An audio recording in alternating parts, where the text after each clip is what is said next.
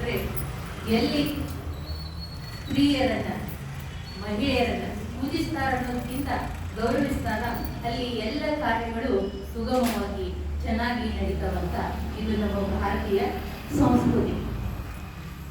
ಇನ್ನು ಕನ್ನಡ ನಾಡಿನ ಅನನ್ಯ ಸಾಧಕಿಯರ ಕುರಿತು ಉಪನ್ಯಾಸ ಕಾರ್ಯಕ್ರಮವನ್ನ ಈ ರಾಜರಾಜೇಶ್ವರಿ ಮಹಿಳಾ ಸಾಹಿತ್ಯ ಮತ್ತು ಸಾಂಸ್ಕೃತಿಕ ವೇದಿಕೆ ಲಕ್ಷ್ಮೇಶ್ವರ್ ಇವರೇನು ಈ ಒಂದು ಕಾರ್ಯವನ್ನ ಹಮ್ಮಿಕೊಂಡಿದ್ದಾರೆ, ನಡೆಸಿಕೊಂಡು ಬರ್ತಾ ಇದ್ದಾರೆ. ಇದು ಅತ್ಯಂತ ಅರ್ಥಪೂರ್ಣ ಮತ್ತು ಅವಶ್ಯಕ.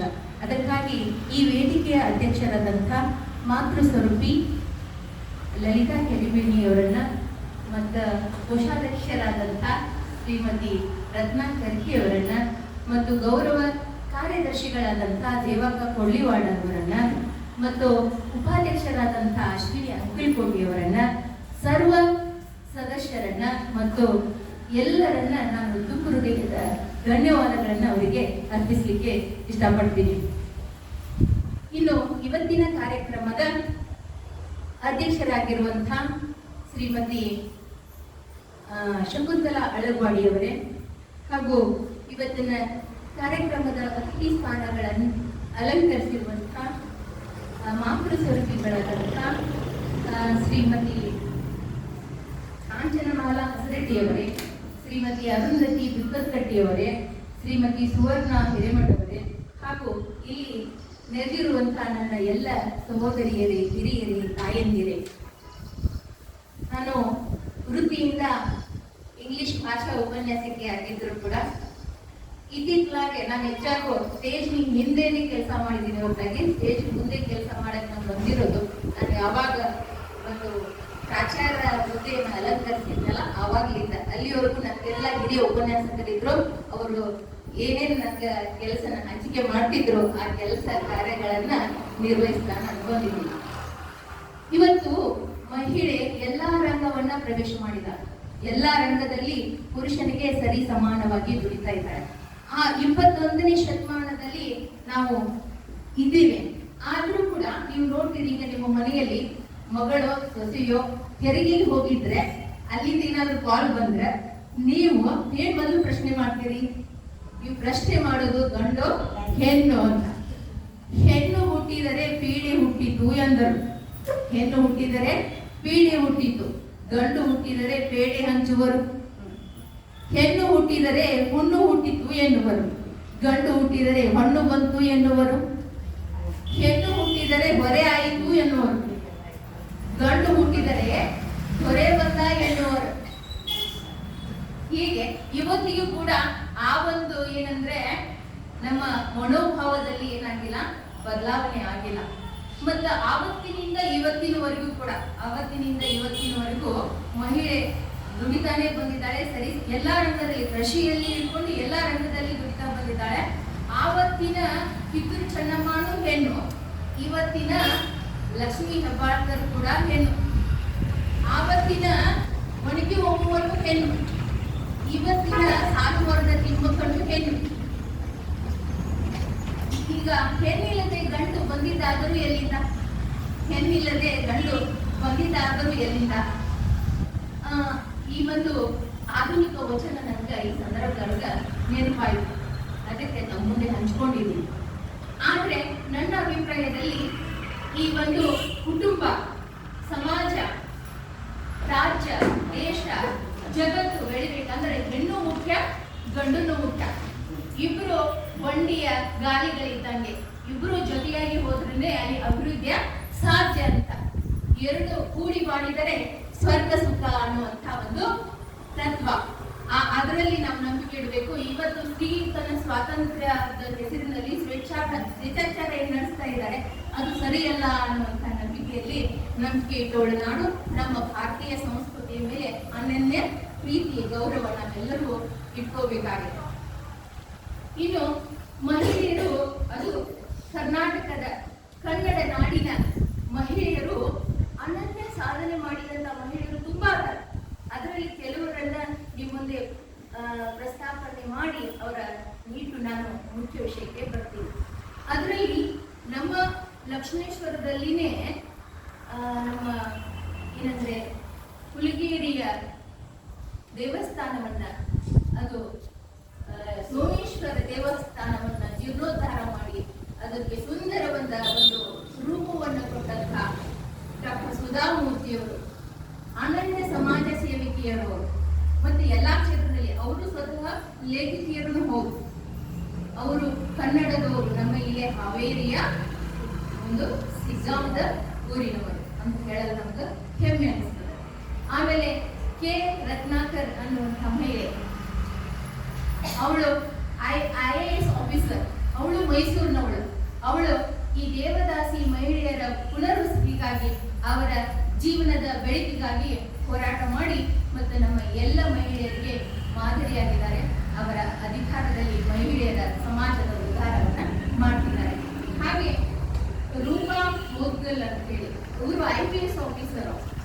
ಇವರು ಕೂಡ ಭ್ರಷ್ಟಾಚಾರದ ವಿರುದ್ಧ ಭಯವಿಲ್ಲದೆ ಹೋರಾಡಿ ನಮ್ಮ ಎಲ್ಲ ಮಹಿಳೆಯರಿಗೆ ಪ್ರೇರಣೆ ಆಗಿದ್ದಾರೆ.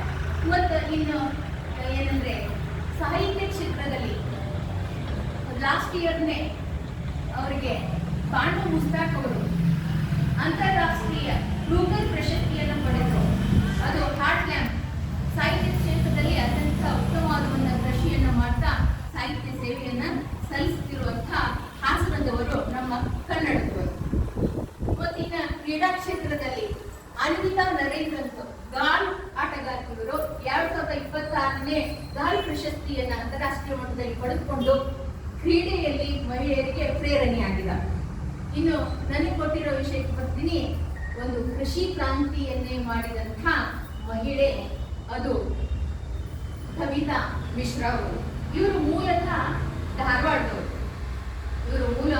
ಧಾರವಾಡದವರು. BVP ಕಾಲೇಜಿನಲ್ಲಿ ಕಂಪ್ಯೂಟರ್ ಸೈನ್ಸ್ ನಲ್ಲಿ ಇವರು ಇಂಜಿನಿಯರ್ ಓದಿದವರು, ಸಾಫ್ಟ್ವೇರ್ ಇಂಜಿನಿಯರಿಂಗ್ ಓದಿದವರು. ಆ ಓದುವಂತ ಸಂದರ್ಭದಲ್ಲಿ ಕೂಡ ಅವ್ರು ಎಷ್ಟು ಪ್ರತಿಭಾವಂತರು ಇದ್ರು ಅಂತ ಹೇಳಿದ್ರೆ, ಅವರಿಗೆ ಪ್ರೋಗ್ರಾಮಿಂಗ್ ಮಾಡೋದ್ರಲ್ಲಿ ಬಹಳ ಆಸಕ್ತಿ ಇತ್ತು.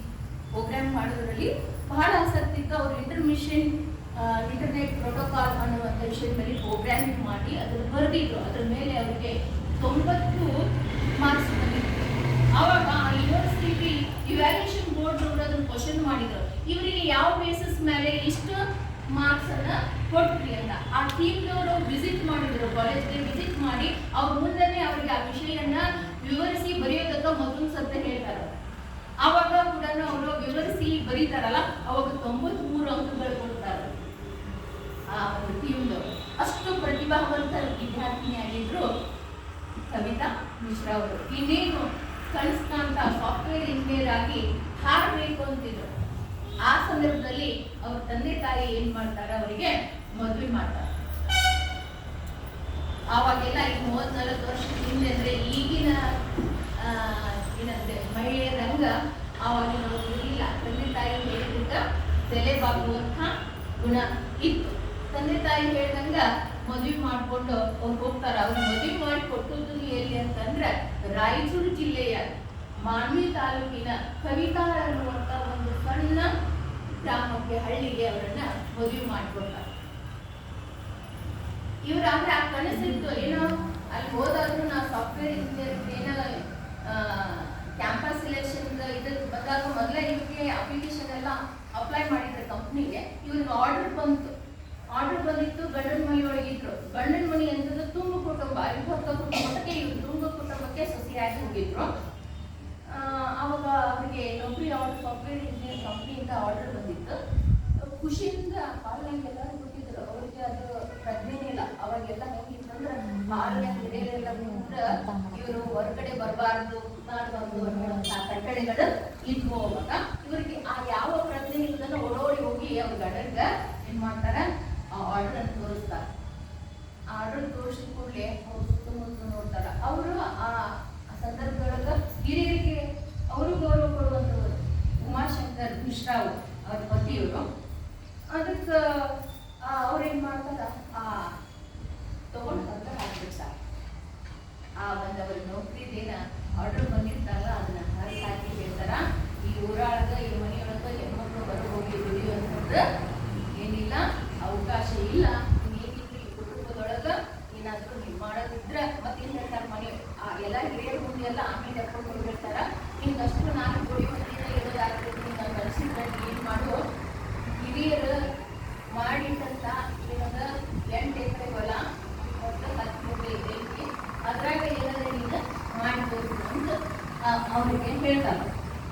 ಈ ಸಂದರ್ಭದೊಳಗೆ ನನ್ನ ವೈಯಕ್ತಿಕ ಜೀವನದ ಒಂದು ಘಟನೆಯನ್ನು ನಿಮ್ಮ ಜೊತೆ ಹಂಚ್ಕೋಬೇಕಂತ ನನಗೆ ನಾನು 1996 MA ಇನ್ ಲಿಟ್ರೇಚರ್ ಮಾಡಿದೆ. ಅದ ಸಂದರ್ಭದೊಳಗ ತಾಯಿ ಪಾರ್ವತಿ ಮಕ್ಕಳ ಒಳಗ ಲಕ್ಷ್ಮೀಶ್ವರದ್ದು ಶ್ರೀಮದ್ ರಂಭಾಪುರಿ ಪದವಿ ಪೂರ್ವ ಮಹಿಳಾ ಕಾಲೇಜಿನಿಂದ ಮಹಿಳಾ ಇಂಗ್ಲಿಷ್ ಉಪನ್ಯಾಸಕರಿಗೆ ಏನಾಗಿತ್ತು ಕಾಲ್ ಮಾಡಿದ್ರು. ಮಹಿಳೆಯರಿಗೆ ಆದ್ಯತೆ ಕೊಡಲಾಗುವುದು ಅಂದರೆ ಹಾಕಿದ್ರು. ನಾನು ಖುಷಿಯಿಂದ ಇನ್ನೂ ರಿಸಲ್ಟ್ ಬಂದಿದ್ದಿಲ್ಲ. ಮತ್ತು ನಾನು ಅಪ್ಲಿಕೇಶನ್ ಹಾಕಿದೆ. ನೀನು ಇಂಟರ್ವ್ಯೂ ಸಮೀಪ ಬಂತು. ನಮ್ಮ ಅಣ್ಣಗ ನಮ್ಮ ಅಪ್ಪಾಜಿಗೆ ಹೇಳಿದೆ. ನಮ್ಮ ಅಣ್ಣ ಅಪ್ಪಾಜಿ ಏನಂದ್ರೆ ನಿನಗೆ ಡಿಗ್ರಿ ಮಾಡಿಸಿರೋದು ಜ್ಞಾನ ಕೊಟ್ಟಿರೋದು ಜ್ಞಾನಕ್ಕಾಗಿ ನೀನು ನೌಕರಿ ಮಾಡೋಕ್ಕಲ್ವ, ನೀನು ನೌಕರಿ ಮಾಡೋಕ್ಕೆ ಸಾಕು. ನಾವು ಈ ಒಂದು ಜ್ಞಾನ ಕೊಟ್ಟಿಲ್ಲ.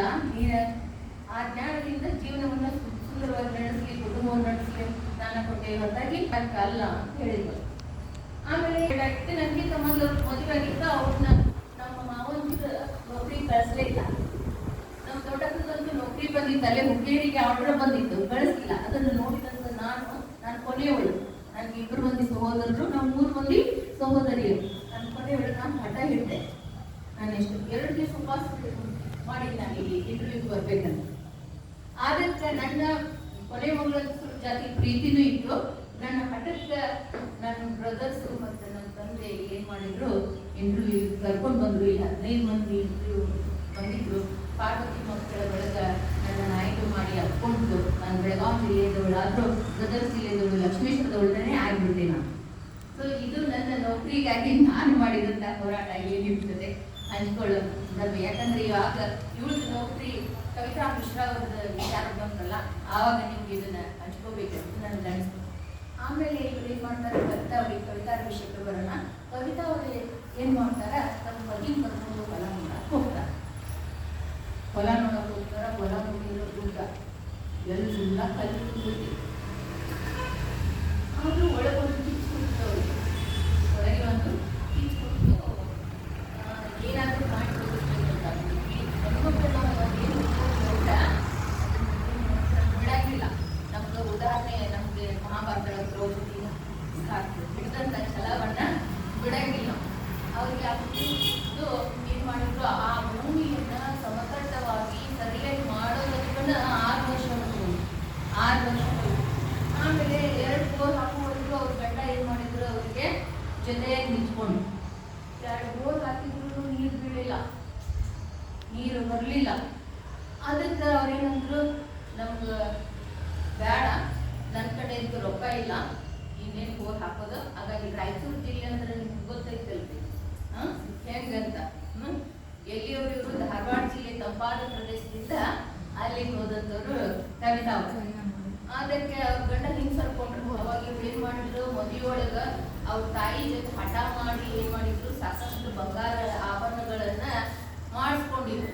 ಆ ಎಲ್ಲ ಬಂಗಾರನ್ನ ಏನು ಮಾಡಿದ್ರು, ಆ ಬಲಕ್ಕನ್ನ ಹಾಕಿದ್ರು. ಅವರು 20 ಬೋರನ್ನ ಹೊಡಿಸಿದ್ರು. 20 ಬೋರ್ ಹೊಡಿಸಿದ್ರು ಏನೇ ಇಲ್ಲ, ನೀರು ಬರಲಿಲ್ಲ, ಬರೇ ಧೂಳು ಬಂತು. ನೀರು ಬರಲಿಲ್ಲ, ಬರೇ ಧೂಳು ಬಂತು. ಅದಕ್ಕೆ ಮತ್ತು ಇವರು ಏನು ಮಾಡಿದ್ರು, 2 ಬಳೆ ಉಳಿದಿತ್ತು. ಎಲ್ಲ ಬಂಗಾರ ಉಳಿದಿತ್ತು, ಇನ್ನು 2 ಬಳೆ ಉಳಿದಿತ್ತು ಅಂತ ಬಂಗಾರ ಹಾಕ್ಕೊಟ್ಟು. ಅದು 2 ಬಳೆ ಕೊಟ್ಟು ಅವ್ರ ಗಂಡನ ಹೇಳಿದ್ರು, ಇದು ಮಾಡ್ಕೊಂಡು ಬರ್ರಿ, ಇನ್ನೊಂದು ಬೋರ್ ಹಾಕ್ಬೋದು ಅಂತ. ಅದಕ್ಕೆ ಅವ್ರಂದ್ರು, ಹೊಲ ಮನೆ ಆಗಿ ಬರಂಗಿಲ್ಲ, ನೀನು ಬಿಟ್ಬಿಡು, ಈ 2 ಬಳೆ ಆದರೂ ನಿಮ್ಮ ತಾಯಿಗೆ ಗಾಡಿ ತಗೋ ಬಿಟ್ಬಿಡು ಅಂತ ಅವ್ರ ಗಂಡ ಅವ್ರಿಗೆ ಹೇಳಿ. ಆದರೆ ಇಲ್ಲ, ಪ್ರಯತ್ನ ಮಾಡೋದು ಅಂತ ಅವ್ರು ಅಂದು ಆ 2 ಬಳೆನ ಮಾರಾಟ ಅವ್ರ ಗಂಡ ಕಡೆ ಮತ್ತೆ ಕೊಟ್ಟಾಗ ಅವ್ರನ್ನು ಸಸ್ತಾವ್ರಿ. ಈಗಿನ ಬಂಗಾರ ಬೆಲೆ ಜಾಸ್ತಿ ಇರಲಿಲ್ಲ, ಬರೀ 6,200 ಆ 2 ಒಂದು ತೊಲೆಗೆ ಎಷ್ಟಿತ್ತು, ಬರೀ 6,200. ಮತ್ತು ಅವ್ರದ್ದು 2 ಬಳೆ ಏನಿತ್ತು 4 ತೊಲೆದಿತ್ತು. 24,000 ಬಂತು ಅವರಿಗೆ. 24,000 ಬಂದು ಆ 24,000ರಿಂದ ಇಬ್ಬರಿಗೆ ಏನು ಮಾಡಿದ್ರು, ಬೋರ್ ಹೊಡೆಯಕ್ಕೆ ಅವ್ರು ಏನು ಮಾಡಿದ್ರು, ಗಾಡಿ ತಗೊಂಡು ಬಂದು ಎಲ್ಲರೂ ಹೊಲಕ್ಕೆ ಹೋದ್ರು. ಹುಟ್ಟಿದವರೆಲ್ಲ ಬ್ಯಾಸತ್ತಿದ್ರು, ಸ್ವಲ್ಪ ಅದು ಸಂಬಂಧಿಸಿದವರು ಒಂದಿಷ್ಟು 6 ಮಕ್ಕಳು ಅಂತ ಇವ್ರು ಏನು ಮಾಡಿದ್ರು, ಎಲ್ಲಾರನ್ನೂ ಬಿಟ್ಟು ದೂರ ಹೋಗಿ ಒಂದು ಕಡೆ ಆ ಹೊಲದಾಗ ಎಲ್ಲಾರು ಮುಂದೆ ಕುಂತಿರ್ಲಿಲ್ಲ. ಎಲ್ಲಾರು ಮುಂದೆ ಹೋಗಿ ಹೊಲದಾಗ ಮುಕ್ತಿಯಾಗಿ ಮಣ್ಣನ್ನು ಇಟ್ಕೊಂಡು ಕುಂತು ಅಳ್ಸ್ಬಿಟ್ಟಿದ್ರು. ಅಷ್ಟು ಏನು ಹೇಳಿದ್ರು, ಬೇಡ್ಕೊಂಡ್ರು ಭೂಮಿ ತಾಯಿಗೆ, ನಾ ಎಲ್ಲ ಕಳ್ಕೊಂಡಿನಿ, ಇನ್ನು ಕೊಡೋದಕ್ಕೆ ಏನೂ ಇಲ್ಲ, 1 ಇಂಚಾದ್ರೂ ನೀರು ಕೊಡವ ಅಂತ ಹೇಳಿ ಬೇಡ್ಕೊಂಡು ಅಲ್ಲೇ ಹಾಕೊಂಡು ಕುಂತಿದ್ರು. ಅಷ್ಟಕ್ಕೆ 9:30 ಸುಮಾರಿಗೆ ಆಳ್ ಮಗ ಬಂದು 1:30 ಇಂಚ್ ನೀರು ಬಿದ್ದೈತಿ ಅಂತ ಆ ಖುಷಿಗೆ ಅವ್ರಿಗೆ ಕೈ ಮಾಡಿದ್ರಲ್ಲ, ಹಿಂಗ ಕೈ ಮಾಡಿದ್ರು. ಆ ಖುಷಿಯಲ್ಲಿ ಏನು ಕೈ ಮಾಡಿದಾಗ ಏನಾಗಿತ್ತು, 2 ಕೈಗೆ ಮಣ್ಣು ಅಂಟ್ಕೊಂಡಿತ್ತು. ಆವಾಗ ಅವ್ರಿಗೆ ಅನಿಸ್ತು, ಎಲ್ಲಾರು ಕೈ ಬಿಟ್ಟರು ಈ ಮಣ್ಣು ಮಾತ್ರ ನನ್ನ ಕೈ ಬಿಡಂಗಿಲ್ಲ ಅಂತ ಅನಿಸ್ತು. ಆವಾಗ ಆ ಕ್ಷೇತ್ರದಲ್ಲಿ ಬಹಳ ಉತ್ಸಾಹದಿಂದ ಏನು ಮಾಡಿದ್ರು, ಅವರು ಮುನ್ನುಗಿದ್ರು. ಆ ಒಂದು ನಂಬಿಕೆಯಿಂದ ಮುನ್ನುಗಿದ್ರು. ಮೊದಲನೇ ಬೆಳೆ ಅವ್ರು ಆಯ್ಕೆ ಮಾಡಿದ್ದು ದಾಳಿಂಬೆ ಬೆಳಿಬೇಕು ಅಂತ ಆಯ್ಕೆ ಮಾಡ್ಕೊಂಡ್ರು. ದಾಳಿಂಬೆ ಬೆಳೆನೇ ಯಾಕೆ ಆಯ್ಕೆ ಮಾಡ್ಕೊಂಡ್ರು ಅಂದ್ರೆ, ಅದು ಭಾಳ ನೀರು ಬೇಕಾಗಿಲ್ಲ. ಅದಕ್ಕೆ 6 ತಿಂಗಳು ನೀರು ಹೊರೈಸಿದ್ರೆ ಸಾಕು, ಇನ್ನು 6 ತಿಂಗಳು ಅದು ಪ್ರಶ್ನೆಯಾಗಿರ್ತದೆ ಒಣ ವಾತಾವರಣಗಳನ್ನು ಇರ್ಬೇಕು. ಹೀಗಾಗಿ ಅವ್ರು ಏನು ಮಾಡಿದ್ರು, ದಾಳಿಂಬೆ ಬೆಳೆಯನ್ನ ಬೆಳೆದ್ರು. ಮೊದಲೇ ಸರಿ ಬೆಳೆದಾಗ ಒಂದು 65 ರೂಪಾಯಿ kg ದಾಳಿಂಬೆಗೆ ಬೆಲೆ ಸಿಕ್ತು. ಮತ್ತು ಇನ್ನೊಂದು ಸರ್ತಿ 12 ರೂಪಾಯಿ ಸಿಕ್ತು. ಇನ್ನೊಂದು ಸರ್ತಿ 125 ರೂಪಾಯಿ kg ಸಿಕ್ತು. ಮತ್ತೊಂದು ಸರಿ ಅಂತೂ ಭಾಳ ಸಮೃದ್ಧವಾಗಿ ಬೆಳೆದು ಒಂದೊಂದು ಫ್ರೂಟ್, ಒಂದೊಂದು ಹಣ್ಣು 300ರಿಂದ 500 ಗ್ರಾಮ್ದಷ್ಟು ಇತ್ತು. ಅದು ಅಷ್ಟು ಕ್ವಾಲಿಟಿ ಆಗಿತ್ತಲ್ಲ, ಅವರು ವಿದೇಶಕ್ಕೆ ಎಕ್ಸ್ಪೋರ್ಟ್ನು ಮಾಡಿದ್ರು. ಅವ್ರಿಗೆ 20 ವರ್ಷಕ್ಕಿಂತ ಹೆಚ್ಚು ಏನು ಮಾಡಿ ಬರಲಿಕ್ಕೆ ಸ್ಟಾರ್ಟ್ ಆಯಿತು, ಆದಾಯ ಬರಲಿಕ್ಕೆ ಸ್ಟಾರ್ಟ್ ಆಯಿತು. ಆವಾಗೆಲ್ಲ ಸುತ್ತಮುತ್ತ ಒಂದು ಒಳಗ ಊರವರೆಲ್ಲರೂ ಕೈ ತಟ್ಟವರೇ ಖಂಡಿತ ಚೆನ್ನಾಗಿ ಕೆಲಸ ಮಾಡ್ತೀವಿ, ಒಳ್ಳೆ ಬೆಳೆ ಬೆಳೆದಿ ಅಂತ ಎಲ್ಲರೂ ತಟ್ಟವ್ರೇನು. ಆ ಹುಮ್ಮಸ್ಸಿನಾಗ ಒಂದು ಕಾನ್ಫಿಡೆನ್ಸ್ ಬಂದಿತ್ತು ಇವರಿಗೆ, ಒಂದು ಆತ್ಮವಿಶ್ವಾಸ ಬಂದಿತ್ತು. ಇಷ್ಟು ಬೆಳೆ ತೆಗೆದಿದ್ರಲ್ಲ ದಾಳಿಂಬೆದು, ಆತ್ಮವಿಶ್ವಾಸ ಬಂದಿತ್ತು. ಅದಕ್ಕೆ ಈ 7ನೇ ಬೆಳೆಯನ್ನು ದಾಳಿಂಬೆ ತೆಗಿಬೇಕಂತ ಹೇಳಿ ದೊಡ್ಡ ಪ್ರಮಾಣದಲ್ಲಿ ಎಲ್ಲ ಪ್ಲ್ಯಾನ್ ಮಾಡಿಕೊಂಡ್ರು. ಆ 20 ಲಕ್ಷ ಅದರಲ್ಲಿ ಹಾಕಿದ್ರು. ಜೊತೆಗೆ ಹೊರಗಿನಿಂದ ಸಾಲ ತಗೊಂಡು ಬಂದು ಅಲ್ಲಿ ಇನ್ವೆಸ್ಟ್ ಮಾಡಿದ್ರು, ಹಾಕಿದ್ರು. ಧೈರ್ಯ ಬಂದಿತ್ತು, ಆತ್ಮವಿಶ್ವಾಸ ಬಂದಿತ್ತು. ಇಷ್ಟೆಲ್ಲ ಚಲೋ ಬೆಳೆ ಬಂದಿತ್ತಲ್ಲ, ಆ ವಿಶ್ವಾಸ ಮೇಲೆ ಈ ಒಂದು ಕೆಲಸ ಮಾಡಿದ್ರು. ಬೆಳೆ ತುಂಬ ಚೆನ್ನಾಗಿದೆ ಬಂತು.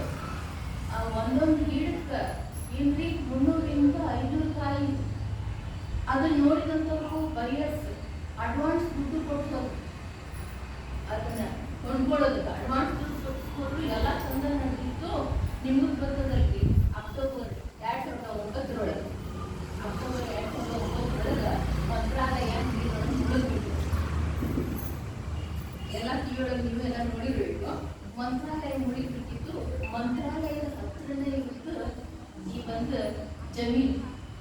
8 ಎಕರೆ 10 ಗುಂಟೆ ಏನಿತ್ತಲ್ಲ ಆ ಜಮೀನು, ಅವರ ಹೊಲದಲ್ಲಿರುವಂಥ ಮಣಿ ಬೆಳೆ ಎಲ್ಲ ನೀರಾಗ ನಿಂತುಬಿಟ್ಟಿತ್ತು.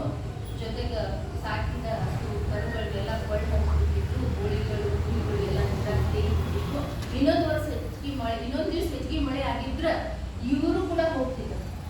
ಅಂತ ಪರಿಸ್ಥಿತಿ ಒಳಗಿದ್ರು. 8 ದಿವಸ ಬರೀ ನೀರು ಕುಡ್ದ ಇತ್ತು. 8 ದಿವಸ ಬರೀ ನೀರು ಕುಡ್ದ ದಿನ ಮಾಡಿದ್ರು. 2 ತಿಂಗಳು ಏನಾಯ್ತು, ದಾಳಿಂಬೆ ಬೆಳೆ ನೀರಾಗ ನಿಂತಿರೋದಕ್ಕೆ ಬ್ಯಾಕ್ಟೀರಿಯಲ್ ಡಿಸೀಸ್ ಆಯಿತು. ಆ ಡಿಸೀಸ್ ಆಗಿ ಆ ಬೆಳೆ ಕೆಟ್ಟದಿಂದ ಅಡ್ವಾನ್ಸ್ ಕೊಟ್ಟವರೆಲ್ಲ ವಾಪಸ್ ಆವಾಗ ದಲಿತರಿಗೆ ಏನು ಅನಿಸ್ತಂದ್ರೆ ಬೆಳೆದು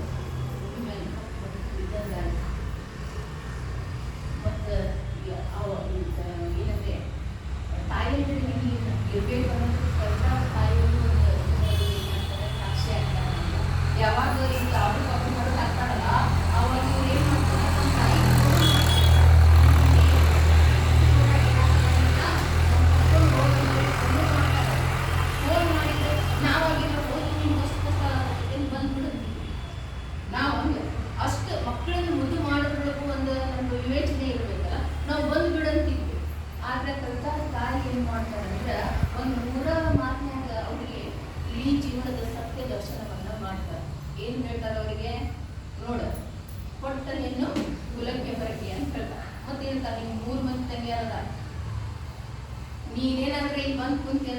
ಈ ಮನಿ ಹುಡುಗಿಯಾಗ ಸಂಸಾರ ಮಾಡಂಗಿಲ್ಲ ಅಂದ್ರೆ ಅವ್ರಿಗೆ ಏನಾಗ್ತದೆ, ಮದುವೆನ ಆಗಂಗಿಲ್ಲ. ಅದಕ್ಕೆ ನೀನೇನಿದ್ರು ಅಲ್ಲೇ ಜೀವನ ಕಟ್ಕೋಬೇಕು ಅನ್ನುವಂಥ ಮಾತನ್ನು ಹೇಳಿದ್ರು. ಆವಾಗಿಂದ ಕವಿತಾ ಅಥವಾ ಒಂದು ಕಡೆ ದಿನ ಹಾಕಿ ಮರಲಿಲ್ಲ. ಅದರಲ್ಲೆಲ್ಲ ಅವರು ಹೇಳ್ತಾರೆ, ನಾನು ಇವ್ರ ಪುಸ್ತಕಕ್ಕಾಗಿ ತಗೊಳ್ಬೇಕು, ಇನ್ನೂ ಚೆನ್ನಾಗಿ ಅವರ ತಂದೆ ತಾಯಿ ಬಗ್ಗೆ ತಿಳ್ಕೊಳ್ಬೇಕಂತ ಬಹಳ ಪ್ರಯತ್ನ ಪಟ್ಟೆ. ನಾನು ಕೊಟ್ಟಿರೋ ಸಮಯದಲ್ಲಿ ನನಗೆ ಅದೆಲ್ಲ ಕಲೆಕ್ಟ್ ಮಾಡೋದಕ್ಕಾಗಲಿಲ್ಲ. ಸೊ ಅವರು ಅವ್ರ ತಾಯಿ ನಂಗೆ ಹೇಳಿದ್ದಕ್ಕೆ ಇವತ್ತು ಏನಾಯ್ತು, ಅವರು ಇದ್ರೆ ಅವ್ರ ತಾಯಿ ಅಂತ ಹೇಳಿದ್ರೆ ಅವರು ಒಬ್ರು ಬಹಳ ಸಾಫ್ಟ್ವೇರ್ ಇಂಜಿನಿಯರ್ ಆಗಿ ಇವತ್ತು ನಾವು ನೀವು ಸೇರೋದಕ್ಕೆ ಸಾಧ್ಯನೇ ಇರ್ತಿರ್ಲಿಲ್ಲ. ಒಬ್ಬ ಕ್ರಾಂತಿ ಮಾಡಿದಂಥ ಕೃಷಿ ಮಹಿಳೆ ಸಾಧ್ಯತೆ ನಮಗೆ ಸಿಗ್ತಾನೆ ಇರಲಿಲ್ಲ. ಅದಕ್ಕೆ ನಮ್ಮ ತಂದೆ ತಾಯಿಯ ಜವಾಬ್ದಾರಿ ತಾಯಿಯಂದಿರ ಜವಾಬ್ದಾರಿ ತುಂಬಾ ಐತಿ ನಮ್ಮ ಹೆಣ್ಣು ಮಕ್ಕಳನ್ನ ಬೆಳೆಸುವುದರಲ್ಲಿ ಅಂತ. ಹೆಣ್ಣು ಮಕ್ಕಳು ನಾವು ಮುದ್ದು ಮಾಡಬೇಕು, ಅದು ಮನಸ್ಸಿನಲ್ಲಿ ಇರಬೇಕು, ಆದ್ರೆ ಅವರಿಗೆ ಒಳ್ಳೆಯ ಸಂಸ್ಕಾರವನ್ನ ನಾವು ಕೊಡ್ಬೇಕು. ಈ ಉದಾಹರಣೆಯಿಂದ ನಾವು ಕಲಿಬೇಕಾಗಿದೆ. ಇನ್ನು ಬೆಳೆ ಏನಾಯ್ತು, ನಾಶ ಆಯ್ತಲ್ಲ, ಎಲ್ಲರೂ ಅಡ್ವಾನ್ಸ್ ತಗೊಂಡು ಹೋದ್ರು. ಆಮೇಲೆ ಎಲ್ಲರೂ ಚಾಲು ಮಾಡಿದ್ರು. ಮನೆಯಾಗ ಹೊರಗಿನವರು ತುಂಬಾ ಸಂಭಾಳಿಸಿದ್ರು. ಏನ ಸಾಲ ತಗೊಂಡು ಬಂದಿದ್ರಲ್ಲ ಅವ್ರನ್ನ ಸಂಭಾಳಿಸಿದ್ರು. ಏನು ಸ್ವಲ್ಪ ಸೈನ್ ಕೊಡ್ರಿ, ನಿಮ್ಗೆ ದುಡ್ಡು ಕೊಡ್ತೀವಿ ಅಂತ ಹೇಳಿ ಅವ್ರನ್ನ ಸಂಭಾಳಿಸಿದ್ರ. ಆದ್ರ ಮನೆಯಾಗ ಎಲ್ಲರೂ ಒಯ್ಯಕ್ ಚಾಲು ಮಾಡಿದ್ರು. ಮೊದಲ 20 ಲಕ್ಷ ಆದಾಯ ಬರಕತ್ತಾಗ ಮನಿ ಮಹಾಲಕ್ಷ್ಮಿ ಅಂದ್ರು. ಆಮೇಲೆ ಏನನ್ನಕತ್ರು, ಈ ಹೆಣ್ಮಗಳು ಬಾಳ ಓದಿದಾಕಿ ಸೊಕ್ಕಿನಾಕಿ ತಾನೂ ರೋಡಿಗೆ ಬಂದು ನಮ್ಮೂ ರೋಡಿಗೆ ತಗೊಂಡ್ ಬಂದ್ರು. ಈ ಮಾತುಗಳು ಅವಿಭಕ್ತರಲ್ಲಿ ಬರಾಕತ್ಯೋ ಮತ್ತು ತಗೊಂಡು ಆಮೇಲೆ ಇವೇನು ಹಾಲ್ನಾಗ ಹೋಗಿ ಕುಂತು ಎಲ್ಲರೂ ಒಳಗೆ ಹೋಗ್ಬೋದು. ಮಾತಾಡೋದಿಲ್ಲ. ಒಂದು ಕ್ಷಣ ಆತ್ಮಹತ್ಯೆಗೆ ಪ್ರಯತ್ನ ಪಟ್ಟು ಆ ಸಂದರ್ಭದೊಳಗೆ ಅವರನ್ನ ಮೇಲೆ ಕೆತ್ತಿದವರು ಅವರ ಪತಿ ಉಮಾಶಂಕರ್ ಅವರು. ಅದಕ್ಕೆ ಅವರ ಮಾತಿನಲ್ಲಿ ಅವರು ಹೇಳ್ತಾರೆ, her mother gave her first birth, but whereas her husband gave her second birth. ಅವರು ಹೇಳ್ತಾರ, ಮೊದಲನೇ ಜನ್ಮ ಕೊಟ್ಟಿರೋದು ಅವ್ರ ತಾಯಿಯವರಿಗೆ, ಆದ್ರೆ ಎರಡನೇ ಜನ್ಮ ಕೊಟ್ಟಿರೋದು ಅವರ ಪತಿ ಉಮಾಶಂಕರ್ ಅವರು. ಮುಂದೆ ಈ ಒಂದು ಅವಮಾನ, ಹಿಂಸೆ, ಈ ಒಂದು ಜನರ ಬೇಗದಿಂದ ಅವರು ಪೂರ್ತಿ ಕುಗ್ಗಿ ಹೋಗಿದ್ರು. ನಡೆಯಕ್ಕೂ ಕಾಲು ಕೂಡ ಅವರು ಇತ್ತು. ಮತ್ತು ಕತ್ಲೆ ಕೋಣೆಗಳು ಇರಕ್ಕೆ ಚಾಲು ಮಾಡಿದ್ರು. ಹೊರಗ ಬರ್ತಿ 6 ತಿಂಗಳು ಕತ್ಲೆ ಕೋಣೆಗಳು ಇದ್ರಂತವ್ರು. ಹೊರಗ ಬರ್ತಿಲ್ಲ. ಮಂದಿ ನೋಡಿದ್ರೆ ಅಂಜಿಕೆ ಬರಾಕತ್ತವ್ರಿಗೆ, ಹೆದರಿಕೆ ಬರಾಕತ್ತು. ಮತ್ತು ಏನಾದ್ರು ಮಾಡಕ್ ಹೋದ್ರೆ ಏನು ಹ್ಯಾರಾಸ್ಮೆಂಟ್ ಮಾಡ್ತಾರೆ ಅಂತ ಹೇಳಿ ಅಷ್ಟು ಹೆದರಾಕತ್ತು. ಆ ಸಂದರ್ಭದೊಳಗೆ ಅವ್ರು ಹೇಳ್ತಾರ, 2 ವರ್ಷದಾಗಿದ್ದಾಗ ಅವ್ರ ತಂದೆ ಅವರಿಗೆ ನಡೆಯೋದಕ್ಕೆ ಕಲಿಸಿದ್ರೆ 28 ವರ್ಷದೊಳಗೆ ಇದ್ದಾಗ ಅವ್ರ ಪತಿಯವರಿಗೆ ನಡೆಯೋಕೆ ಕಲಿಸಿದ್ರು ಅಂತ. ಇಲ್ಲಿ ಸತಿಪತಿಯ ಪ್ರೀತಿ, ಸಹಬಾಳ್ವೆ ಇಂದ ನಾವು ಕೂಡ ಕಲಿಬೇಕಾದದ್ದು ತುಂಬಾ ಇದೆ. ಇವತ್ತಿನ ನವ ಜೋಡಿಗಳನ್ನು ನಾವು ನೋಡ್ತೀವಿ. ನೋಡಿ, ಇವತ್ತಿನ ಕಾಲದ ನವ ಜೋಡಿಗಳನ್ನು ನಾವು ನೋಡ್ತೀವಿ. ಈಗ ಹೆಂಗದಾರಂದ್ರ, ನಾವು ಕಳಿಸುವಾಗ ಹೆಂಗ್ ಕಳಿಸ್ತೀವ್ರಿ ಅಂತ ನಾವು ಮಾಡ್ಬಾರ್ದು. ಮದುವೆ ಮಾಡಿ ಕಳಿಸ್ಬೇಕಾದ್ರೆ ನಾವು ಹೆಂಗ್ ಕಳಿಸ್ತೀವಿ, ಮತ್ತೆ ನಿಮ್ ನಾಲ್ಕು ಏನಂತಾಳೇನು, ಹಿಂಗ ಅವ್ರು ಏನಂತಾರೆ, ಇವ್ರೇನು ಯುದ್ಧ ತಯಾರು ಮಾಡ್ತಾರೆ. ನಾವು ಏನ್ ಮಾಡ್ತೀವಿ, ಅವ್ರನ್ನ ಕಳಿಸ್ತೀವಿ. ಇದು ನಾವು ಮಾಡೋದು ಸರಿಯಲ್ಲ. ನಮ್ಮ ಹೆಣ್ಮಕ್ಳು ಏನಾಗಬೇಕು, 2 ಕುಟುಂಬದ ಸೇತುವೆ ಆಗ್ಬೇಕು. ಗೋಡೆ ಕಟ್ಟುವಂತ ಸಂಸ್ಕೃತಿಯನ್ನ ನಾವು ಕೊಡಬಾರ್ದು ನಮ್ಮ ಹೆಣ್ಮಕ್ಳಿಗೆ. ಹಾಗೆ ಮಾಡೋದ್ರ ಮೂಲಕ ನಾವು ಏನ್ ಮಾಡ್ತೀವಿ, ನಮ್ಮ ಮಕ್ಕಳ ಬಾಳನ್ನ ನಾವು ಹಾಳು ಮಾಡ್ತೀವಿ. ನಮ್ಮ ಗಮನ ಇಲ್ಲ. ಈಗ ನವಜೋಡಿಗಳು ಹೆಣ್ಮಕ್ಳಿಗೆ ಒಟ್ಟ ಜವಾಬ್ದಾರಿ ಕಳ್ತೀವಿ. ಮೋಜು ಮಜಾ ಮಸ್ತಿ ಬೇಕು. ಮಕ್ಕಳು ಬೇಡ ಅಂತಾರ್ರಿ. ನಾನು ಭಾಳ ಕೇಳೀನಿ. ಬಹಳಷ್ಟು ನಾವು ಕಾಲೇಜ್ನಾಗ ಯಂಗ್ಸ್ಟರ್ಸ್ ಜೊತೆನೆ ಇರ್ತೇವಂದ್ರೆ ಅವ್ರದ್ದು ಪಲ್ಸಸ್ ಎಲ್ಲ ನಮ್ಗೆ ಕೊಟ್ಟಾಗ ಆಗ್ತಿದ್ದಾವೆ. ನೋಡ್ತೀರ ಪಲ್ಸ್. ಮಕ್ಕಳು ಬೇಡ ಅಂತಾರೆ. ಒಂದು ರೀಸನ್ ಕೊಡ್ತಾರೆ ಚಂದ. ಏನು ಗೊತ್ತಿತ್ತು ನಿಮ್ಗೆ, life time investment with 0 income ಅಂತ ಮಕ್ಕಳು ಮಾಡ್ಕೊಳ್ಳೋದಲ್ಲ ಅಂದ್ರೆ ಎತ್ತಾಗ ಹೋಗ್ತಾ ಇದೀವಿ, ಎತ್ತಾಗ ಸಾಧಿಸ್ತಾ ಇದೀವಿ. ಅದರಲ್ಲಿ ಎಲ್ಲಿ ನಮ್ದು ತಪ್ಪುನೂ ಐತಿ. ನಾವು ಯಾವ ರೀತಿ ಸಂಸ್ಕಾರ ಕೊಟ್ಟು ಬೆಳೆಸಾಕತ್ತೀವಿ. ಆಮೇಲೆ ನಮ್ಮ ಹಿಂದಿನ ನಮ್ಮ ತಾಯಂದಿರು ಕೊಟ್ಟ ಸಂಸ್ಕಾರವನ್ನು ನಾವು ಟ್ರಾನ್ಸ್ಫರ್ ಮಾಡ್ತಾ ಇಲ್ಲ ಏನು ನಮ್ಮ ಮಕ್ಕಳಿಗೆ ಅಂತ ಅನ್ಸುತ್ತೆ. ಅದ್ರ ಜೊತೆಗೆ ಆ ಹಿಂದಿನ ಪಾಲಕರಿಗೆ ಏನಿರಲಿಲ್ಲ, ಚಾಲೆಂಜ್ ಇರಲಿಲ್ಲ. ಈಗ ಒಂದು ಬಂದದಲ್ಲಿ ಎಲ್ಲರನ್ನು ಕುಣಿಸೋದಾಗ ಮೊಬೈಲ್. ಈಗಿನ ಪೇರೆಂಟಿಂಗ್ ಭಾಳ ಚಾಲೆಂಜಿಂಗ್, ಇದು ಭಾಳ ಚಾಲೆಂಜಿಂಗು. ಈಗ ಒಂದು ನಾನು ಹೇಳ್ತೀನಿ, ಒಂದು 18 ವಯಸ್ಸು PUC ಸೆಕೆಂಡ್ ಇಯರ್ ಆದ್ರೂ ಮುಗಿಯುವವರೆಗೂ ನಿಮ್ಮ ಮಕ್ಕಳಿಗೆ ಮೊಬೈಲ್ ಕೊಡ್ಬೇಕು. ಅವ್ರು ಓದೋದು ಎಲ್ಲರೂ ಜೊತೆಯಾಗಿ ಊಟ ಮಾಡ್ಬೋದು, ರೂಮ್ನಾಗ ಕುತ್ಕೊಂಡು ಮೊಬೈಲ್ ನೋಡ್ಕೊಂಡು ಊಟ ಮಾಡುವಂಥದ್ದು ಸಂಸ್ಕಾರ ನಾವು ಬಿಡಬೇಕಾಗಿದೆ, ಮರಳಿ ಮತ್ತೆ ಅದಕ್ಕೆ ಬರಬೇಕಾಗಿದೆ. ಅಂದ್ರೆ ನಾವು ನಮ್ಮ ಮಕ್ಕಳು ಬಹಳಷ್ಟು ಪೇಪರ್ನಾಗ ಎಲ್ಲ ಓದ್ತೀರಿ, ಈ ಮೊಬೈಲ್ನಿಂದ ಏನೇನು ಅನಾಹುತ ಆಗತೈತಿ, ಗೇಮ್ಸ್ ಆಡೋದ್ರಿಂದ, ಪಬ್ಜಿ ಆಡೋದ್ರಿಂದ ಎಷ್ಟು ಮಟ್ಟಿಗೆ ಹೋಗ್ತಾ ಇದೆ ಅಂತ. ಸೊ ಅದಕ್ಕಾಗಿ ನಮ್ಮ ಸಂಸ್ಕಾರ ಕೊಡೋದು ಬಹಳಷ್ಟು ಇಂಪಾರ್ಟೆಂಟ್ ಆಗಿದೆ. ಈ ಒಳ್ಳೆಯ ಸಂಸ್ಕಾರದಿಂದ ಬೆಳೆದಂಥ ಇವರು ಕವಿತಾ ಮಿಶ್ರಾ ಅವರು ಅವರ ಪತಿಯ ಧೈರ್ಯ ಸಹಾಯದಿಂದ ಅವರಿಗೆ ಮತ್ತೊಂದು ಸಲ ಹುಟ್ಟು ಅವ್ರ ಪತಿ ಏನವರಿಗೆ ನಡೆಯೋದಕ್ಕೆ ಕಲಿಸಿದ್ರು, ಅವ್ರು ಬೇರೆ ತುಂಬಿದ್ರು. ಅವ್ರ ಪತಿಗಾಗಿ ಆದರೂ ಗಂಡನಿಗಾದರೂ ನಾನು ಏನಾದರೂ ಮಾಡಬೇಕು ಅಂತೇಳಿ ಆಮೇಲೆ ಅವ್ರು ಮತ್ತು ಸಾವರಿಸ್ಕೊಂಡು ಮತ್ತೆ ಬೆಂಗಳೂರು ಇದ್ದಾರೆ, ಬೆಂಗಳೂರು ವಿಶ್ವವಿದ್ಯಾಲಯದಲ್ಲಿ ಮತ್ತು ಯಾವಾಗಲೂ ಎಜುಕೇಟೆಡ್ ಇದ್ದವ್ರು ಏನಾದರೂ ಮಾಡಿದ್ರು ಸ್ಮಾರ್ಟ್ ಆಗಿ ಮಾಡುವಂಥದ್ದು, ಆ ಸ್ಮಾರ್ಟ್ನೆಸ್ನ ಅದರಲ್ಲಿ ಉಪಯೋಗ ಮಾಡ್ಬೇಕು ನಾವು. ಇವರು ತರಬೇತಿಯನ್ನು ಪಡ್ಕೊಂಡು ಏನು ಮಾಡಿದ್ರು, ಅರಣ್ಯ ಕೃಷಿಯನ್ನು ಮಾಡೋದಕ್ಕೆ ಪ್ರಾರಂಭ ಮಾಡಿ. ಅರಣ್ಯ ಕೃಷಿ ಅಂದ್ರೆ ಏನು? ಅರಣ್ಯದಲ್ಲಿ ಎಲ್ಲ ಗಿಡಗಳಿರ್ತವೆ, ಎಲ್ಲ ಥರದ ಮರಗಳಿರ್ತವೆ. ಅದಕ್ಕೆ ಇವರು ಆ ಒಂದು ಕೃಷಿಯನ್ನ ಪ್ರಾರಂಭ ಮಾಡಿದ್ದಾರೆ. ಅದ ಒಂದು ಇಂಚು ನೀರು ಅಂದ್ರೆ ಇವರು 2800 ಶ್ರೀಗಂಧದ ಮರ, 1000 ಮಾವು, ಆಮೇಲೆ ಅದರಲ್ಲಿ ಸಂಖ್ಯೆಗಳಲ್ಲಿ ಸ್ವಲ್ಪ ವೇರಿಯೇಷನ್ ಆಗಿರ್ಬೋದು, ಒತ್ತ ಹೆಚ್ಚಿಗೆನೂ ಆಗಿರ್ಬೋದು, ಕಮ್ಮಿನೂ ಆಗಿರ್ಬೋದು. ಆಮೇಲೆ 600 ಪೇರಲ, ಮತ್ತೆ 600 ಚಿಕ್ಕು, ಮೋಸಂಬಿ, ನುಗ್ಗೆಕಾಯಿ ಮರಗಳು, ಮತ್ತೆ ನೆಲ್ಲಿಕಾಯಿ ಮರಗಳು, ಲಿಂಬು ಮರಗಳು, ಮತ್ತು ಅಷ್ಟಲ್ಲದೆ ಕಾಫಿ ಗಿಡಗಳು. ಈಗ ಒಂದಕ್ಕೊಂದು ಸಪೋರ್ಟ್ ಆಗೋಕ್ಕೆ ಈ ಎಲ್ಲ ಥರದ ಹಣ್ಣಿನ ಮತ್ತು ಇದು ಮರಗಳನ್ನು ಅವರು ಬೆಳೀತಾರೆ. ಅದಕ್ಕೆ ಅವ್ರು ಏನಂತಾರೆ, ಇಂಟಿಗ್ರೇಟೆಡ್ ಫಾರ್ಮಿಂಗ್ ಅಂತ, ಅಂದ್ರೆ ಋತು ಆಧಾರಿತ ಕೃಷಿ ಪದ್ಧತಿ ಅಂತ ಹೇಳಿ. ಅಂದ್ರೆ ಇವಾಗ ರೈತರ ಪರಿಸ್ಥಿತಿ ಹೆಂಗಾಗೈತಿ, ರೈತನ ಜಾಸ್ತಿ ನೆನಪು ಕೊಡೋಳು. ಯಾಕೆ ಕೊಡಂಗಿಲ್ಲ? ಯಾಕಂದ್ರೆ ಒಂದು ತಿಂಗಳ ಏನು ಬರಂಗಿಲ್ಲ, ದಿನನಿತ್ಯ ಬಿಸ್ನೆಸ್ ಮೆನ್ಗೂ ದಿನನಿತ್ಯ ದುಡ್ಡು ಬರ್ತೈತಿ, ಜಾಬ್ ಹೋಲ್ಡರ್ಗೆ ತಿಂಗಳ ಸ್ಯಾಲ್ರಿ ಬರ್ತೈತಿ, ಪೆನ್ಷನ್ ಬರ್ತೈತಿ ಅಂತ ಹೇಳಿ ಒಂದು ರೈತನ ನೆನಪು ಕೊಡುವಲ್ಲ. ಅದಕ್ಕೆ ಅವ್ರು ಹೇಳಿದಾಗ ರೈತರು ಕೋಟಿಯೊಳಗೆ ಮಾತಾಡ್ಬೋದು, ಅದನ್ನ ಕೋಟಿಯಲ್ಲಿ ಮಾತಾಡೋದು ಸಾಧ್ಯ ಅಂತ ನಿರೂಪಣೆ ಮಾಡಿ ಕೊಟ್ಟಿದ್ದಾರೆ ಈ ಸಾಧ್ಯತೆ. ಈ ಋತು ಆಧಾರಿತ ಬೆಳೆಯಿಂದ ಏನಾಗ್ತದೆ ಅಂದ್ರೆ ಸೀಸನ್ ವೈಸ್ ಆ ರೈತನಿಗೆ ಇವ್ರಿಗೆ ಸ್ವತಃ ಇವ್ರಿಗೆ ಬರ್ತಾ ಇದೆ. ಸೀಸನ್ ವೈಸ್ ಅಂದ್ರೆ ಮಾವು ಸೀಸನ್ದಲ್ಲಿ ಮಾವು, ಆಮೇಲೆ ಮೋಸಂಬಿ ಸೀಸನ್ದಲ್ಲಿ ಮೋಸಂಬಿದು, ಆಮೇಲೆ ನುಗ್ಗೆಕಾಯಿ ಸೀಸನ್ದಲ್ಲಿ ನುಗ್ಗೆಕಾಯಿ, ಹೀಗೆ ಅದು 5,000 ಇರ್ಬೋದು, 10,000 ಇರ್ಬೋದು, ಅವನಿಗೆ ಆದಾಯ ಬರ್ಲಿಕ್ಕೆ ಸ್ಟಾರ್ಟ್ ಆಗ್ತದೆ. ಅದೇ ರೀತಿ ಇವರಿಗೂ ಕೂಡ ಆದಾಯ ಬರ್ಲಿಕ್ಕೆ ಸ್ಟಾರ್ಟ್ ಆಯಿತು. ಅದರ ರೇಟ್ ಫಿಕ್ಸ್ ಆಗಿಲ್ಲ ಅಂದ್ರೆ ನಮ್ಮ ಭಾರತ ದೇಶದ ಒಂದು ಏನಂದ್ರೆ ದುರದೃಷ್ಟ ಏನು ನಮ್ಗೆ ಗೊತ್ತಿಲ್ಲ. ಯಾಕೆ ಇದರಲ್ಲಿ ಬದಲಾವಣೆಗೆ ನಾವು ಹೋರಾಟ ಮಾಡ್ತಿಲ್ಲ ಅನ್ನೋದು ಅದು ಗೊತ್ತಿಲ್ಲ. ಒಬ್ಬ ಫ್ಯಾಕ್ಟ್ರಿ ಓನರ್ ತನ್ನ ಪ್ರಾಡಕ್ಟ್ ಈಗ ಇಲ್ಲೇ ಅದನ್ನೇ ಉದಾಹರಣೆ ಕೊಡ್ತಾರೆ. ಅವರು ಇದಕ್ಕೆ 10 ರೂಪಾಯಿ ರೇಟ್ ಅನ್ನು ಫಿಕ್ಸ್ ಮಾಡ್ಬೋದು ತನ್ನ ಪ್ರಾಡಕ್ಟ್ಗೆ.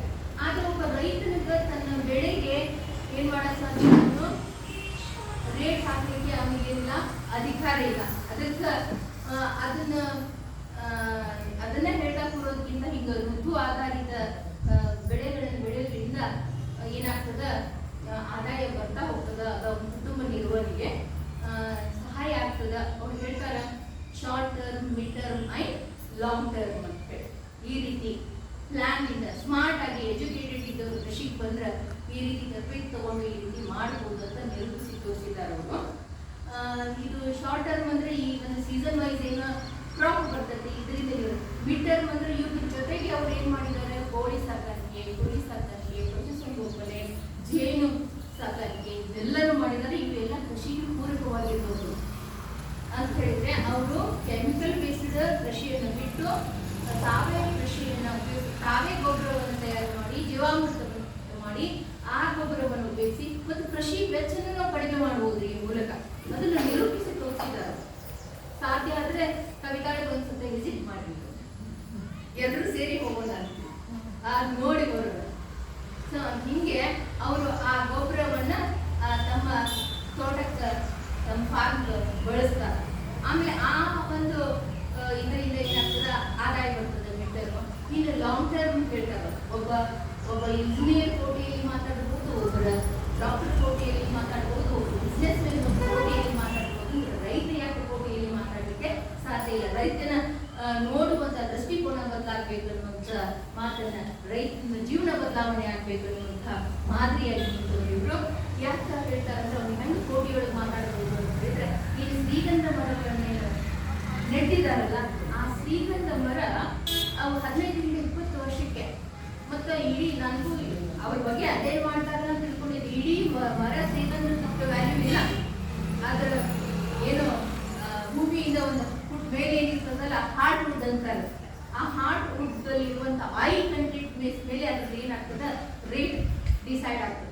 ಇವತ್ತಿನ ಕರ್ನಾಟಕ ಸರ್ಕಾರದ 10,000 ಒಂದು ಕೆಜಿಗೆ 10,000ರಿಂದ 20,000 ರೇಟ್. 10,000ರಿಂದ 20,000. ಒಂದು ಎಕರೆಯಲ್ಲಿ ಎಷ್ಟು ಶ್ರೀಗಂಧ ಮರಗಳನ್ನು ನೆಡಬಹುದು ಅಂದ್ರೆ, ಒಬ್ಬ ರೈತ 300ರಿಂದ 400 ಮರಗಳನ್ನು ನೆಡಬಹುದು. ಅವನು ಆ 300ರಿಂದ 400 ಒಂದು ಅಂದಾಜನೆ ನಾವು ಬರೀ ಒಂದು ಟನ್ ನಮ್ಗೆ ಹಾರ್ಟ್ ವುಡ್ ಸಿಕ್ಕೈತೆ ಅಂದ್ರೆ ಎಷ್ಟು ಸಿಗ್ತದ? 6 ಕೋಟಿ ಅಂದ್ರೆ ಲಾಂಗ್ ಟರ್ಮ್ ಅವ್ನ ಆದಾಯ. ಅಂದ್ರೆ ವಯಸ್ಸಾಗಿರ್ತೈತೆ ಅವ್ನಿಗೆ. ಅವಾಗ ವಯಸ್ಸಾದಾಗ ಅವಾಗ ಮಗ ಸಸಿ ನೋಡ್ಕೋಬೇಕಲ್ರಿ. ಅವ್ರು ರೊಕ್ಕ ಇರ್ಲಿಲ್ಲ ಅಂದ್ರೆ ಜಗತ್ತಿನ ನಿಯಮ ಇದೆ, ಎಲ್ಲರಿಗೂ ಭಾರ ಆಗ್ತೀವಿ ನಾವು. ಅದಕ್ಕೆ ಅವರ ಭವಿಷ್ಯದ ಭದ್ರತೆಯನ್ನು ಕೂಡ ರೈತ ಮಾಡ್ಕೋಬಹುದು. ಈ ಒಂದು ಶ್ರೀಗಂಧ ನಮ್ಮ ಕರ್ನಾಟಕ ಕೂಡ ಶ್ರೀಗಂಧಕ್ಕೆ ಹೆಸರುವಾಸಿಯಾಗಿದೆ. ಯಾಕಂತಂದ್ರ ಎಲ್ಲಾ ರಾಜ್ಯದಲ್ಲಿ ಕೆಲವೊಂದು ರಾಜ್ಯದಲ್ಲಿ ಶ್ರೀಗಂಧ ಬೆಳಿತಾರೆ. ನಮ್ಮ ಕರ್ನಾಟಕದ ಶ್ರೀಗಂಧಕ್ಕೆ ಯಾಕೆ ಹೆಚ್ಚಿಗೆ ಬೆಲೆ ಅಂದ್ರೆ ಅದರಲ್ಲಿ 5% ಜಾಸ್ತಿ ಇದೆ. ಮಣ್ಣಿನೊಳಗೆ ಆ ಕ್ವಾಲಿಟಿ ಐತಿ ನೋಡಿ. ನಮ್ಮ ಶ್ರೀಗಂಧದ ನಾಡು ಅಂತ ನಾವು ಸುಮ್ಮನೆ ಆಗಿಲ್ಲ. ಅದಕ್ಕೆ ಈ ಒಂದು ಇಡೀ ವಿಶ್ವದಲ್ಲಿನೇ ಈ ಕ್ವಾಲಿಟಿ ಶ್ರೀಗಂಧ ಇಲ್ಲ, ನಮ್ಮ ಕರ್ನಾಟಕದಲ್ಲಿ ಅದದ. ಅದನ್ನ ಯಾಕೆ ನಾವು ಮಾಡಬಾರ್ದು ಅನ್ನುವಂಥದ್ದನ್ನ ಎಲ್ಲಾ ರೈತರಿಗೂ ಅವ್ರು ಹೇಳ್ತಿರ್ತಾರೆ. ಮತ್ತೆ ಯುಎಸ್ ಯಂಗ್ಸ್ಟರ್ಸ್ ಎಲ್ಲ ಈ ಫೀಲ್ಡ್ ಬಂದು ಎಲ್ಲೋ ಹೋಗಿ ಇನ್ನೊಬ್ಬರ ಕಡೆ ಜಿತ್ ಹಾಕಿ, ನಾವೇನೋ ಕಂಪ್ನಿಯೊಳಗೆ ಕೆಲಸ ಮಾಡ್ತಿದ್ದೇವೆ ಅಂದ್ರೆ ಅಲ್ಲಿ ಹೋಗಿ ತಪ್ಪು ಇಂಪ್ರೆಷನ್ ಮಾಡ್ಬೇಕು. ಅವ್ರ ಕುಂದಿದ್ದು ಎಷ್ಟು ವರ್ಷ ಇಲ್ಲಿ ನಾವ ಯಜಮಾನ, ನಾವ ತಗೊಳ್ಳೋದು ನಿರ್ಧಾರ ಇರ್ತಿದ್ದೀವಿ. ಅದಕ್ಕೆ ಅವ್ರು ಬಹಳಷ್ಟು ಜನರಿಗೆ ಪ್ರೇರಣೆ ಕೊಡ್ತಾ ಇದ್ದಾರೆ ಕೃಷಿಗೆ ಬರಲಿ ಅಂತ. ಕೃಷಿನೇ ನಮ್ಮ ಭಾರತದ ಬೆನ್ನೆಲುಬು.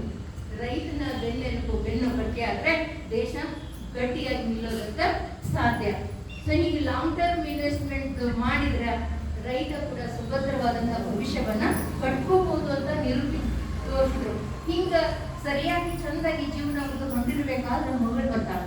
ಅದು ವಯಸ್ಸಿನ ಮಗಳು ಬರ್ತಾಳ. ಮಗಳು ಒಂದು ಪ್ರಶ್ನೆ ಮಾಡ್ತಾಳ, ಏನಂತ, ಏನವ ನಿನ್ಗ 3 ಮಂದಿ ಅಕ್ಕ ತಂಗಿ ಇರ್ತಾರಲ್ಲ, ಅವ್ರು ಹೆಂಗ ಬೆಂಗಳೂರಿನಾಗ ಹೋಗಿ ಸಾಫ್ಟ್ವೇರ್ ಇಂಜಿನಿಯರ್ ಆಗಿ ಎಷ್ಟು ಚಂದ ಅವ್ರ ಮಕ್ಕಳಿಗೆ ಬದುಕು ಕೊಟ್ಟಾರ, ಎಂತ ಚಂದ ಜೀವನ ಕೊಟ್ಟಾರ. ನೀರು ಕೊಟ್ಟಿಲ್ಲ, ನೀರ ಒಂದ್ ದಿವ್ಸ ಏನಂದಿ ಲೇಬರ್ ಓಡ್ಬೋದು, ಒಂದ್ ದಿವ್ಸ ಮಳೆ ಬರ್ಲಿಲ್ಲ, ಒಂದ್ ದಿವ್ಸ ಜಾಸ್ತಿ ಮಳೆ ಆತಂದಿ, ಒಂದ್ ದಿವ್ಸ ರೇಟ್ ಬರ್ಲಿಲ್ಲ ಅಂದಿ. ಹಿಂಗೆಲ್ಲ ಕೇಳೋದಿದ್ರ, ಹಿಂಗೆ ಈಗೆಲ್ಲ ಕೊಡೋದಿದ್ರೆ ನಮ್ಮನ್ನ ಜನ್ಮ ಯಾಕೆ ಕೊಡ್ತೀವಿ? ಅವ್ರ ಮಗಳು ಇದು ಕವಿತಾ ಮಿಶ್ರಾ ಒಬ್ಬ ಮಗಳು ಪ್ರಶ್ನೆ ಮಾಡಿದ್ದಲ್ಲ, ನಾವು ಇಡೀ ನಮ್ಮ ಭಾರತದಲ್ಲಿ ಇರುವಂತಹ ರೈತರ ಮಕ್ಕಳ ಪ್ರಶ್ನೆ ಮಾಡಿದ್ರು ಅಂತ ಅನ್ಕೊಂಡು ಇವ್ರು ಏನ್ ಮಾಡ್ತಾರೋ ಅವ್ರ ಮಕ್ಕಳಿಗೆ ಏನು ಅನ್ನೋದಿಲ್ಲ. ಮನಸ್ಸಿಗೆ ಬಹಳ ಬೇಜಾರಾಗ್ತದೆ, ಅವ್ರ ದುಃಖ ಅನ್ಸದ, ಆದ್ರೆ ಏನು ಅನ್ಕೊಳ್ಳಾದೆ ಏನು ಮಾಡಿದ್ರು ಯೋಚನೆ ಮಾಡಿ ಮತ್ತೆ ಹೊಸ ಒಂದು ಪ್ರಯತ್ನಕ್ಕೆ ಅವರು ಬೆಂಗಳೂರಿಗೆ ರಜೆ ಹೋಗ್ತಾರೆ. ಅಂದ್ರೆ ಸಸಿಗಳನ್ನು ಹೇಗೆ ಬಳಸೋದು, ನರ್ಸರಿ ಮಾಡೋದು ಅದನ್ನ ತರಬೇತಿ ತಗೊಳ್ಳೋದಕ್ಕೆ ಹೋಗ್ತಾರ. ಇಷ್ಟೆಲ್ಲ ಮರಗಳಲ್ಲಿ ಅವ್ರು ಬೆಳೆಸಿದಾರಲ್ಲ, ಆ ಎಲ್ಲ ಮರಗಳ ನರ್ಸರಿ ನರ್ಸರಿಯನ್ನ ಪ್ರಾರಂಭ ಮಾಡ್ತಾರ. ಆ ನರ್ಸರಿ ಪುಷ್ಟವಾಗಿ ಅಷ್ಟು ಚೆನ್ನಾಗಿರುವಂತಹ ಆ ಸಸಿಗಳನ್ನ ಅವ್ರು ಬೆಳಿತಾರ. ಅವ್ರ ಸಸಿಗಳಿಗೆ ಅದು ಸ್ಯಾಂಡಲ್ವುಡ್ ಅವ್ರದ್ದೇನು ನರ್ಸರಿ ಅವ್ರು ಬೆಳೆದಿರುವಂತಹ ಸಸಿಗಳಿಗೆ ಅದಕ್ಕೆ ತುಂಬಾ ಡಿಮ್ಯಾಂಡ್ ಇದೆ. ಇಡೀ ಬರೀ ಕರ್ನಾಟಕದಲ್ಲಿ ಅಷ್ಟೇ ಅಲ್ಲ, ಭಾರತದ ಎಲ್ಲ ರಾಜ್ಯಗಳಿಂದ ಅವರಲ್ಲಿ ಬೆಳೆದಂತಹ ಸಸಿಗಳನ್ನ ಎಲ್ಲರೂ ಕೊಂಡ್ಕೊಂಡ್ರು. ಈಗ best farmer change into best business women. They become a business entrepreneur also, best business woman because of her daughter. ಅವರ ಮಗಳು. ಅದಕ್ಕೆ ಅವ್ರು ಹೇಳ್ತಾರೆ, ನಿಂದಕರು ಇರಬೇಕು, ನಿಂದಕರು. ದಾಸನ ಹೇಳುವಂಗೆ ನಮ್ಮ ಸುತ್ತಮುತ್ತ ನಿಂದಕರು ಇದ್ರೆ ನಾವು ಹೆಸರಾಗಿರ್ತೇವೆ, ನಾವು ಏನಾದರೂ ಒಂದು ಸಾಧನೆ ಮಾಡಲಿಕ್ಕೆ ಸಾಧ್ಯ ಆಗ್ತಿರ್ತಾರೆ. ಕಾಲು ಎಳೆಯೋರು, ನಿಂದನೆ ಮಾಡೋರು ಇರಬೇಕು ನಮ್ಗೆ. ಅದು ನಮ್ಗೆ ಒಂದು ಛಲ ಹುಟ್ಟುತ್ತದೆ.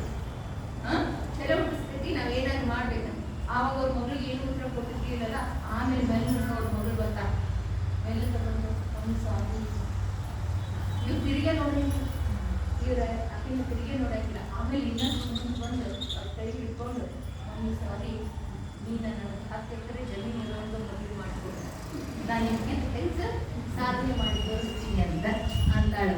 ನಮಗೂ ಅದು ನಿಮಗೂ ಅದು ನಮ್ಮ ಮಕ್ಕಳು ನಮ್ಮ ಕಸಕೊಂಡು ನಮ್ಮಗಳು ನಮ್ಮ ವೃತ್ತಿಯನ್ನು ಗೌರವಿಸಬೇಕು ಅಂತ ಎಲ್ರಿಗೂ ಎಲ್ಲ ತಾಯಂದಿರಿಗೂ ಇರ್ತದೆ. ಸೊ ಆ ಒಂದು ಕ್ಷಣ ಆವಾಗ ಅವರ ಮಗಳನ್ನ ಕೊಡ್ತಾರ. ಈ ಒಂದು ಅವ್ರ ಜೀವನದಲ್ಲಿ ನಡೆದಿರೋದು ಮತ್ತು ಅತ್ಯಂತ ಸ್ವಾಭಿಮಾನದ ರೈತ. ಮೊದಲು ಅಣ್ಣ, ಇವತ್ತು ಅಣ್ಣ, ನಾಳೆಯೂ ಅಣ್ಣ. ಜಗತ್ತು ನಿಂತಿರೋದು ಅನ್ನಿನ ಮೇಲೆ, ಅನ್ನದಾತರ ಮೇಲೆ. ಅದ ಏನಂತ ಹೇಳಿದ್ರೆ, ಅನ್ನದಾತರ ಕುಲದಲ್ಲಿ ಏನಾಗಿದೆ ಕರ್ಮ, ನೇಗಿಲ ಮೇಲೆ ನಿಂತಿದೆ ಧರ್ಮ. ಇವತ್ತೇನಾದ್ರೂ ಧರ್ಮ ನಿಂತಿದೆ ಅಂದ್ರೆ ಅನ್ನದಾತ. ಇವತ್ತು ನಾನು ನಿಮಗೊಂದು ಪ್ರಶ್ನೆ ಮಾಡ್ತೀನಿ. ಒಂದು ಕಡೆ ಬಂಗಾರೆಡ್ಡಿ ಒಂದು 10 ದಿವಸ ಉಪವಾಸ ಇಡ್ತೀವಿ, ಒಂದು ಕಡೆ ಅನ್ನ ಸಾರು ಇಡ್ತೀವಿ. ನಿಮ್ಗೆ ಆಯ್ಕೆ ಮಾಡಿದ್ರೆ ಅವಾಗ ಏನು ಆಯ್ಕೆ ಮಾಡ್ತೀವಿ? ಕಣ್ಣು ಕತ್ತಿ ಬರ್ತಿರ್ತೇವೆ, ಮೊದಲು ಅನ್ನ ಸಾರು ಕೊಡ್ತೀವಿ. ಅದಕ್ಕೆ ನಮ್ಗೆ ಅತಿ ಮಹತ್ವದ್ದು ಏನಂತ ಹೇಳಿದ್ರೆ ಅದು ಅಣ್ಣ. ಆ ಅಣ್ಣನ ಹಾಕ್ತಿರುವಂತ ರೈತನನ್ನ ಗೌರವಿಸೋಣ. ಯಾರಾದ್ರೂ ರೈತರಾಗ್ತಾರಂದ್ರೆ ಅವರು ಹುರಿದುಂಬಿಸೋಣ. ಆಮೇಲೆ ಯುವ ಶಕ್ತಿನೂ ಕೂಡ ಬೇರೆ ಕಡೆ ಗುಲಾಮರಾಗಿ ಬದುಕು ಒಂದು ಗಾರ್ಡ್ ಆಗಂತ ರೆಡಿ ಅದಾರ್ರಿ ನಮ್ಮ ಯುವ ಶಕ್ತಿ. ಎಲ್ಲಿ ಬೆಂಗಳೂರಿಗೆ ಹೋಗಿ, ಆದ್ರೆ ತಮ್ಮಲ್ಲಿ ಇರುವಂತ 2 ಎಕರೆ 3 ಎಕರೆ ಭೂಮಿಯಲ್ಲಿ ಕೆಲಸ ಮಾಡೋದಕ್ಕೆ ರೆಡಿ ಇಲ್ಲ. ಇಂಥವರು ಇವು ಎಲ್ಲ ಯುವತಿಯರಿಗೆ ಏನಾಗಬೇಕು? ಪ್ರೇರಣೆ ಆಗ್ಬೇಕು. ಮತ್ತು ಇವರು ಇಷ್ಟೆಲ್ಲ ಸಾಧನೆ ಮಾಡಿದ್ರಲ್ಲ, ಈ ಸಾಧನೆಗಾಗಿ ಇವರಿಗೆ ಪ್ರಶಸ್ತಿಗಳು ಕೂಡ ಹುಡ್ಕೊಂಡು ಬಂದರು.